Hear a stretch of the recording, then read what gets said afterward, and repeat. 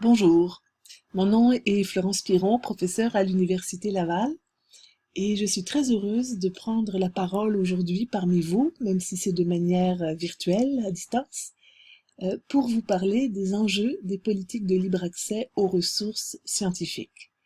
Je prends pour acquis que vous savez ce qu'est le libre accès, c'est-à-dire le fait que les publications scientifiques soient accessibles gratuitement sur le web à tous ceux qui veulent les consulter. Donc la question que je pose aujourd'hui, c'est plus précisément comment faire une politique nationale de libre accès dans un pays d'Afrique francophone comme le Niger ou le Cameroun. Donc je vais rapidement vous présenter les enjeux des politiques de libre accès dans les pays du Nord et ensuite je vais contextualiser cette discussion par rapport à la situation de la recherche dans les pays d'Afrique francophone pour vous suggérer quelques idées qui pourront ensuite vous préparer à une réflexion collective sur comment chez vous, dans votre milieu de vie, dans votre université, quelles mesures, quelles formes d'action seraient les plus susceptibles de mener à une généralisation du libre accès. Alors je commence par vous rappeler que le droit à la science, c'est quelque chose qui est très ancien dans le fond, qui était déjà dans la Déclaration universelle des droits de la personne en 1948, mais qui a été réaffirmé très clairement dans le Pacte international relatif aux droits économiques, sociaux et culturels, c'est-à-dire aux droits collectifs, de 1976, en particulier dans l'article 15, qui reconnaît à chacun le droit, petit b, de bénéficier du progrès scientifique et de ses applications.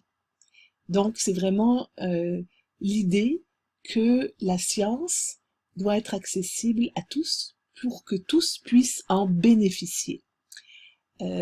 Cet article nous amène donc à nous demander comment garantir ce droit de bénéficier du progrès scientifique, et c'est exactement ce à quoi répond une politique de libre accès. Ce droit collectif à la science a été réaffirmé tout récemment, en mars 2015, dans le rapport présenté à l'ONU sur le droit à la science et le droit d'auteur par Farida Chaïd, la rapporteuse spéciale, et elle mentionne, surtout dans la recommandation 113, que les universités publiques et privées, les institutions publiques de recherche, devraient adopter des politiques, donc des actions publiques en vue de promouvoir le libre accès aux travaux de recherche, documents et données, sur la base d'un système ouvert et équitable. Donc l'idée que le libre accès, pour ce faire, ne doit pas reposer simplement sur la bonne volonté des chercheurs, mais doit reposer sur une politique, une volonté politique, des mesures, etc. C'est une idée très importante qui figure déjà dans ce rapport de l'ONU. Donc, qu'est-ce que c'est qu'une politique scientifique? Une politique scientifique rassemble toutes les actions de l'État qui visent à orienter et appuyer la recherche scientifique publique dans le pays. Donc, une politique scientifique comprend les subventions de fonctionnement versées aux universités, pour payer par exemple les salaires, les bâtiments, le fonctionnement général d'une université. Ça comprend aussi les subventions de recherche attribuées aux chercheurs et aux chercheuses. Dans les pays du Nord, ce sont des conseils de recherche qui distribuent sur la base de concours des sommes d'argent plus ou moins importantes aux chercheurs qui proposent un projet ou un programme de recherche. Une politique scientifique peut aussi fixer des bourses d'études. Elle peut donner des fonds pour des équipements de recherche, des laboratoires dans les universités. Elle s'occupe aussi de la mobilisation des connaissances, c'est-à-dire de comment faire améliorer le lien entre les connaissances produites dans une université ou dans un pays et les utilisateurs de ces connaissances, en particulier les décideurs publics. Comment faire ce lien-là? Donc ça, ce sont des éléments qui peuvent faire partie d'une politique scientifique, tout comme le lien entre la science et l'industrie, la prospective, c'est-à-dire de quelles connaissances avons-nous besoin pour le futur, et aussi le thème de la culture scientifique dans la population, la vulgarisation scientifique, le soutien au journalisme scientifique. Tout ça fait partie d'une politique scientifique. Dans les pays du Nord, ce qui est très particulier en ce moment depuis une vingtaine d'années, depuis le grand rapport de l'OCDE sur l'économie de la connaissance, toutes les politiques scientifiques sont dominées par un paradigme bien particulier qui est l'économie du savoir. Alors l'économie du savoir, ça se situe évidemment sous l'influence du néolibéralisme et ça considère la science et surtout la technoscience et la technoscience innovante comme un outil de croissance économique et de prospérité. Donc le but n'est pas de fabriquer des connaissances pour la connaissance, ni non plus pour le bien commun, mais vraiment pour la croissance économique. Alors, ces politiques scientifiques vont encourager les scientifiques, surtout des sciences et génies, à générer des innovations qui pourront être commercialisables. Et donc, les sciences humaines et sciences sociales sont moins importantes pour ces politiques scientifiques. Il y a un autre aspect de cette économie du savoir, c'est évidemment la proximité entre l'État et le marché, et notamment entre l'État et les grandes revues scientifiques à but commercial, ce qu'on appelle l'oligopole de la publication scientifique, qui est constitué de grands éditeurs scientifiques qui possèdent près de la moitié de toutes les revues qui existent et qui ont des taux de profit très élevés, similaires à ceux des compagnies pharmaceutiques. Alors, les gouvernements veulent préserver ces emplois, etc., même si ça se fait au détriment du caractère public de la science. Puisque, vous le savez probablement, vous l'avez compris, les éditeurs scientifiques qui possèdent ces revues-là font ces taux de profit sur des textes qui leur sont fournis gratuitement par des chercheurs financés par des fonds publics. Et quand ces revues exigent de faire payer des frais, soit aux auteurs, soit aux bibliothèques pour s'abonner, les contribuables, dans le fond, payent une deuxième fois pour la recherche, tout ça au profit d'une industrie privée. Donc ça, c'est les politiques scientifiques dans les pays du Nord. Alors le libre accès est très appuyé dans ces politiques scientifiques, de plus en plus même. Ça va même parfois plus vite que la volonté même des chercheurs, qui peuvent être très conservateurs dans leur pratique. Pourquoi ? Parce que le libre accès maximise la productivité des scientifiques. Plus les articles circulent vite et sont accessibles vite, plus d'autres chercheurs peuvent les utiliser pour améliorer leurs recherches.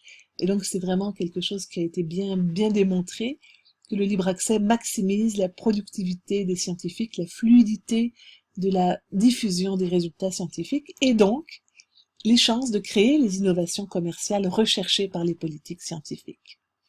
D'un autre point de vue, le libre accès représente aussi une forme de justice fiscale, puisque il rétablit, selon la façon dont il est fait, selon les choix politiques qui sont faits, il rétablit le lien entre les citoyens qui financent la recherche et leur accès aux résultats de cette recherche.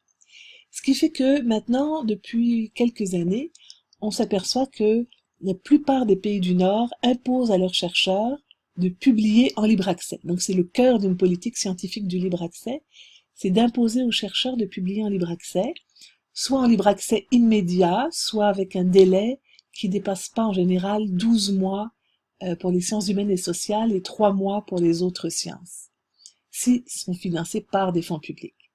Et en France, c'est le pays qui est le plus avancé depuis une loi qui est entrée en vigueur tout récemment, la loi sur la République numérique, l'article 9, qui impose à tous les chercheurs français financés par des fonds publics, c'est-à-dire tous les chercheurs, de publier au plus tard 12 mois après la publication, de mettre leur article en libre accès.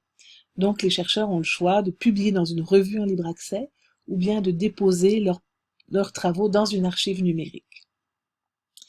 Et ce libre accès devient aussi très imposé par les universités. Par exemple, dans mon université, les étudiants qui font une thèse ou un mémoire de master doivent déposer leur thèse, leur mémoire en libre accès. C'est même une condition de diplomation. Donc on voit bien que d'ici quelques années, le libre accès sera vraiment absolument incontournable. Alors quels sont les enjeux de ces politiques de libre accès dans les pays du Nord? Je dis bien, parce que c'est très différent dans les pays du Sud.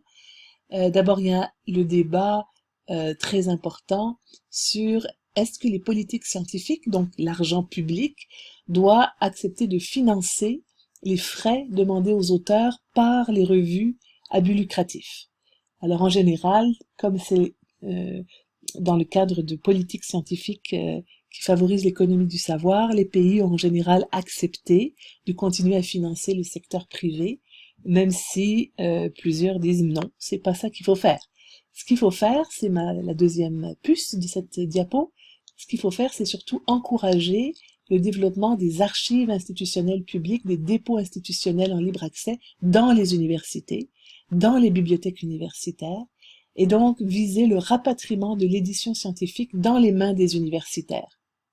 Donc ça, c'est vraiment le grand enjeu dans les politiques des pays du Nord, le grand enjeu du libre accès, avec pour le moment une victoire des revues, mais bon, il y a toutes sortes de tendances et on est en plein dedans. Une autre grande question, c'est la place à donner aux logiciels libres et aux licences libres, Creative Commons. Un autre enjeu, c'est de sensibiliser les universitaires qui soit n'utilisent pas le web ou ont toutes sortes d'idées erronées sur le libre accès, que par exemple c'est illégal, que c'est interdit, ou bien que tout ce qui est en libre accès n'est pas de bonne qualité. Alors tout ça, évidemment, ce sont des mythes. Dans une autre présentation, on l'explique très bien. Mais bon, avec toutes ces politiques scientifiques en faveur du libre accès, le résultat, c'est que la masse d'articles scientifiques produits dans les universités du Nord, librement accessibles sur le web, donc partout dans le monde, ne cesse d'augmenter.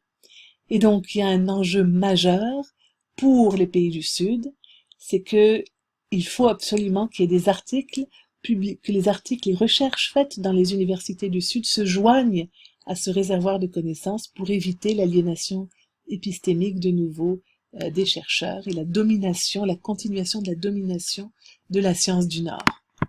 Alors, qu'est-ce que c'est qu'une injustice cognitive? C'est justement un décalage entre la capacité des chercheurs du Nord et de ceux du Sud de produire des connaissances, de déployer le plein potentiel de leur capacité de recherche scientifique en faveur du développement local durable de leur pays.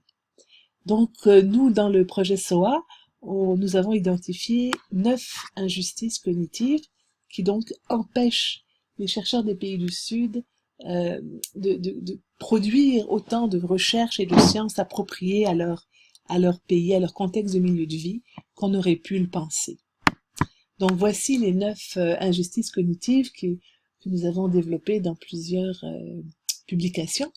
L'absence de d'infrastructures de recherche et de politique scientifique dans les universités africaines, l'accès fermé, les barrières financières et numériques dans l'accès aux publications scientifiques, l'accès difficile à Internet, la faible littératie numérique des universitaires qui ne savent pas encore exploiter de manière optimale tout ce qu'on peut faire avec un ordinateur, le mépris pour les savoirs locaux, que ce soit les savoirs traditionnels ou les savoirs produits dans les universités du Sud, y compris les savoirs théoriques, combien d'articles de recherche africaines qui vont citer sur le plan théorique que des auteurs du Nord, alors que c'est pas du tout le même univers ni la même épistémologie.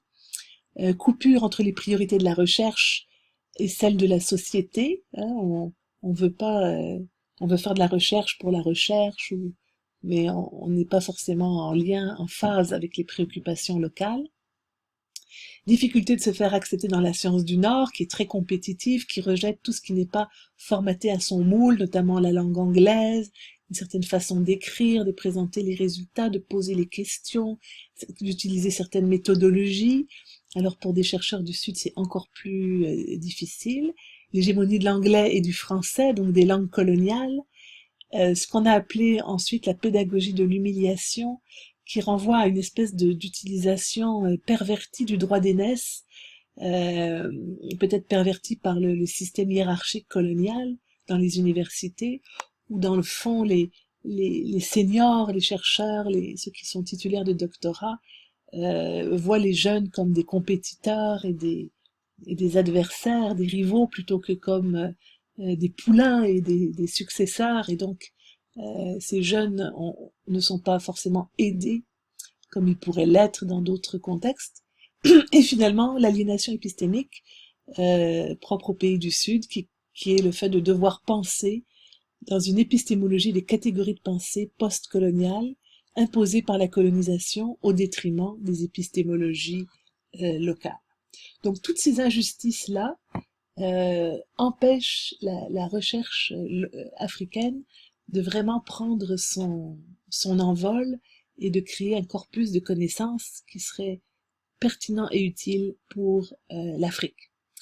Et le libre accès, c'est une des mesures, ça s'adresse pas à tout ça, mais ça peut jouer un rôle important, notamment pour la justice cognitive numéro 2. Donc, une politique scientifique en général, en Afrique, devrait s'attaquer à chacune de ces injustices cognitives, proposer des actions avec un financement pour y répondre. Par exemple, pour lutter contre la faible littératie numérique, garantir un accès au web à tous, offrir des laboratoires informatiques connectés, construire des infrastructures de recherche avec des subventions de recherche, des bons salaires, encourager les revues en langue nationale pour dépasser les blocages que peuvent créer l'utilisation de langues coloniales, distribuer des bourses d'études et évidemment imposer le libre accès. Alors, imposer le libre accès, donc c'est demander aux chercheurs de publier en libre accès, et c'est très important pour pour éviter que ce soit encore la science du Nord qui devienne la référence principale. Et ça, je voulais attirer votre attention sur les fameux programmes Research for Life, qui sont des programmes qui visent à rendre accessibles des bouquets de revues fermées, scientifiques fermées, qui appartiennent aux éditeurs commerciaux, à les rendre accessibles gratuitement dans certains pays, du Sud, dans le cadre de leur adhésion à un programme particulier. Alors, ça s'appelle Research for Life, un de ces programmes s'appelle Research for Life, et ce sont des revues donc qui offrent gratuitement l'accès à certaines de leurs revues, dans des ordinateurs qui sont placés dans des bibliothèques, par exemple en Afrique. Et sauf qu'il y a un mot de passe qui change tous les mois. Et donc, c'est pas du libre accès. C'est de l'accès conditionnel qui est situé sur des machines dans des bibliothèques. Alors, ces programmes, vous les connaissez peut-être, Research for Life, donc c'est l'ensemble du programme. Et puis, vous avez INARI à l'intérieur de Research for Life qui est sur en santé, et puis OARE qui est en environnement. Alors, évidemment, à court terme, ces programmes peuvent être très utiles pour les étudiants qui réussissent à y entrer, à avoir accès, mais ça n'est pas du tout du développement durable. Parce que ce système maintient en place tout le système de domination des revues du Nord, parce qu'il y a très peu d'auteurs africains dans ces revues-là qui sont offertes gratuitement dans les universités africaines. Les choix des revues sont imposés, les bouquets de revues sont imposés par les éditeurs scientifiques. Ce programme dépend du bon vouloir des éditeurs. Ils peuvent décider d'un jour à l'autre de l'arrêter. C'est pas quelque chose qui est institutionnalisé. Et surtout, ils ne font pas partie des politiques scientifiques nationales. C'est encore une fois le développement qui vient d'en haut, le développement hélicoptère, et qui ne se soucie pas de l'empowerment local des universités et des bibliothèques, de les amener à développer leurs propres outils de libre accès. Alors, à partir de ces réflexions-là, le projet SOA aimerait beaucoup recevoir vos idées pour une feuille de route nationale vers la science ouverte et le libre accès. Donc, on va vous proposer tout à l'heure d'inscrire vos idées, n'importe quelle idée, de la plus concrète à la plus générale, mais si possible des idées concrètes et réalisables pour petit à petit construire une politique scientifique dans votre pays qui corresponde aux préoccupations locales, à vos préoccupations nationales, et y inclure évidemment le libre accès. Donc, merci de remplir les feuilles ou sinon d'écrire à équipe@projetsoa.org. Et cette présentation est elle-même sous licence Creative Commons, donc vous pouvez l'utiliser, la décortiquer, la reprendre. Ça fait partie, elle, des communs de la connaissance. Elle est en libre accès, elle appartient à tous. Et donc, n'hésitez pas à l'utiliser. Merci beaucoup.